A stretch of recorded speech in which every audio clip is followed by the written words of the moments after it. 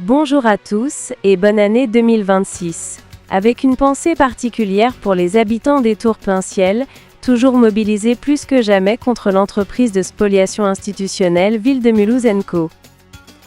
Retrouvons donc ce cher monsieur Couchot qui, au fil des conseils municipaux, n'arrête pas d'égrener les contre-vérités, et plus particulièrement quand il parle du tribunal administratif qui, rappelons-le, a annulé en tout début d'année 2025 la classification immeuble de grande hauteur qui frappait les Tours Plein-Ciel.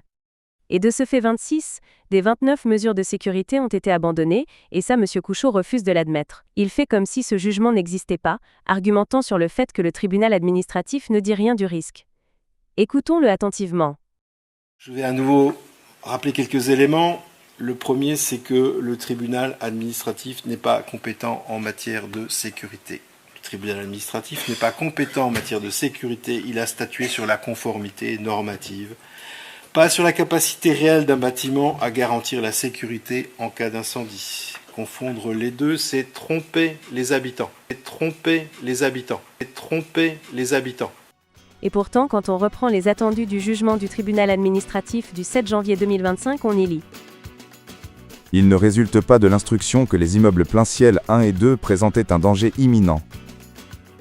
Et je répète, il ne résulte pas de l'instruction que les immeubles Plein-Ciel 1 et 2 présentaient un danger imminent. Voilà, c'est plus clair. Une nouvelle fois, monsieur Couchot a entraîné l'ensemble des élus dans ses dérives mensongères pour étayer sa volonté de destruction des Tours Plein-Ciel. On se demande bien qui trompe les habitants. À très bientôt pour un nouvel épisode de La Vérité si je mens. Et si vous voulez en connaître plus sur cette affaire, vous trouverez chez les libraires mulhousiens le livre « Mulhouse, l'enfer Plein-Ciel ».